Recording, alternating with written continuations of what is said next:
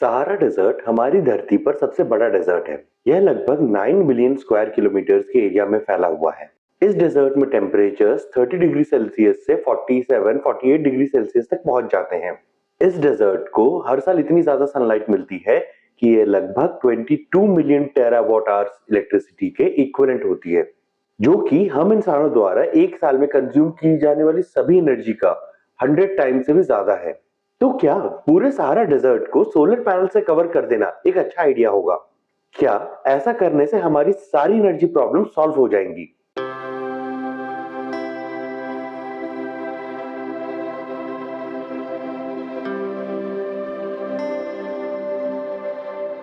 Video में आगे बढ़ने से पहले चलिए इस बात को समझ लेते हैं कि आखिर सोलर पैनल से इलेक्ट्रिसिटी कैसे जनरेट होती है। सोलर पैनल्स फोटोवोल्टेइक इफेक्ट पे काम करते हैं।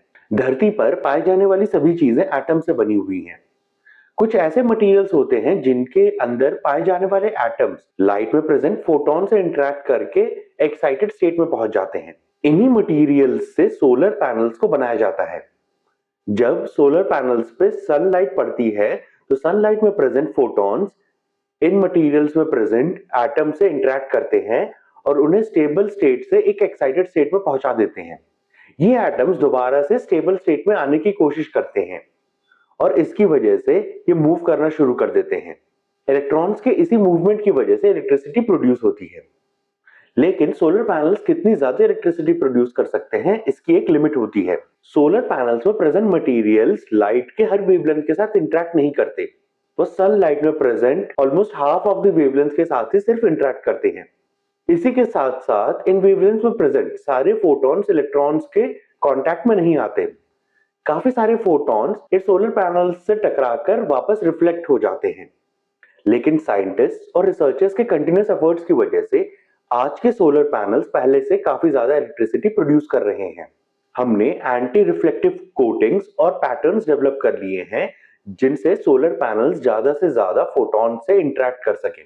और इन टेक्निक्स की वजह से आज कमर्शियली अवेलेबल सोलर पैनल्स की एफिशिएंसी लगभग 49% है, जो कि एक टाइम पर लगभग सिर्फ 25% ही हुआ करती थी। इसी के साथ साथ सोलर पैनल्स काफी हद तक उन टेक्नोलॉजीज को यूज करते हैं जो कि बाकी सारी चीजों में भी यूज होती हैं और इन्हीं की वजह से सोलर पैनल्स की आज कॉस्ट काफी ज्यादा रिड्यूस हो गई है। इनफैक्ट आज के टाइम पे सोलर पैनल्स इलेक्ट्रिसिटी प्रोड्यूस करने का सबसे कॉस्ट इफेक्टिव तरीका है। कई सारी कंट्रीज जैसे कि इंडिया, चाइना और यूएसए ने ऑलरेडी बड़े स्केल पर सोलर फार्म्स लगाना शुरू कर दिए हैं। यह सोलर फार्म्स 15 स्क्वायर किलोमीटर से 56 स्क्वायर किलोमीटर तक जितने बड़े हो सकते हैं और यह सोलर फार्म्स इतनी इलेक्ट्रिसिटी प्रोड्यूस करते हैं जिनसे कि हजारों घरों के इलेक्ट्रिसिटी रिक्वायरमेंट्स को आसानी से मीट किया जा सकता है। लेकिन ये सोलर फार्म सिर्फ इलेक्ट्रिसिटी ही जनरेट नहीं करते, इसके साथ ही वो काफी ज्यादा हीट को भी प्रोड्यूस करते हैं। सोलर पैनल्स जिन फोटॉन्स को कैप्चर नहीं कर पाते वो वापस रिफ्लेक्ट हो जाते हैं और इसीलिए सोलर फार्म्स में हीट काफी ज्यादा क्वांटिटी में प्रोड्यूस होती है और ज्यादा हीट की वजह से सोलर पैनल्स की एफिशिएंसी भी रिड्यूस होने लगती है। और इसीलिए आप देखेंगे कि सोलर फार्म्स को एक्टिव कूलिंग की जरूरत पड़ती है, अब वो चाहे बड़े फैंस के थ्रू हो या वाटर को यूज करके।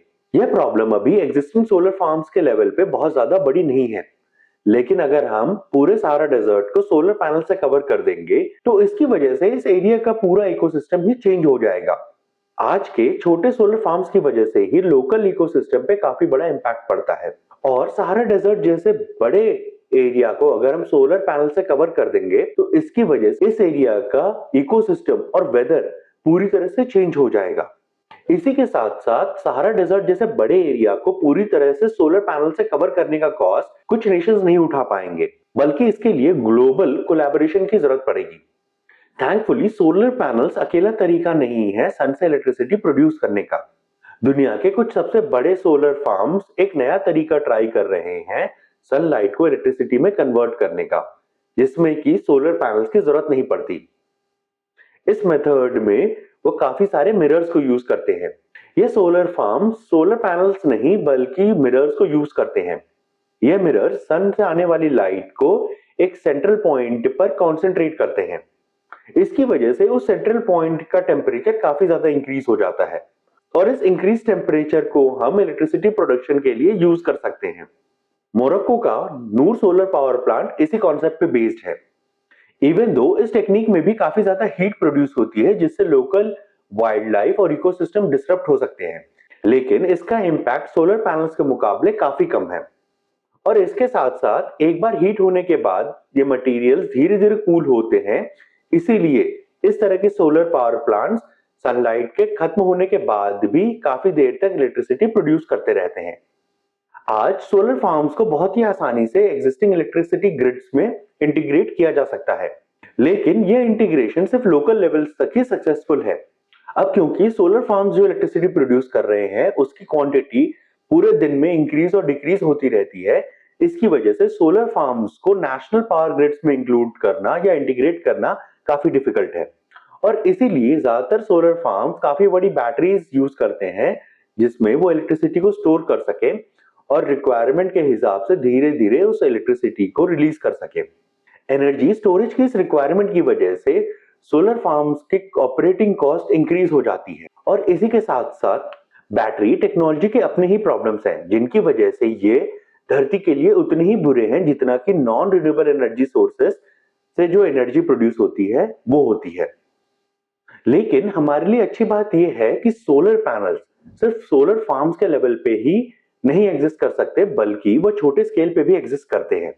हम घरों में छोटे सोलर पैनल्स यूज कर सकते हैं जो कि इंडिविजुअल हाउसेस की एनर्जी रिक्वायरमेंट्स को काफी हद तक मीट कर सकते हैं। और इंडस्ट्रियल यूजेस के लिए हम सोलर फार्म्स को लगा सकते हैं। छोटे और बड़े स्केल दोनों पर ही सोलर पैनल्स को यूज करके ही हम इंसानों के सभी एनर्जी रिक्वायरमेंट्स को मीट कर सकते हैं। So that's it for today's video. Thanks for watching and stay curious.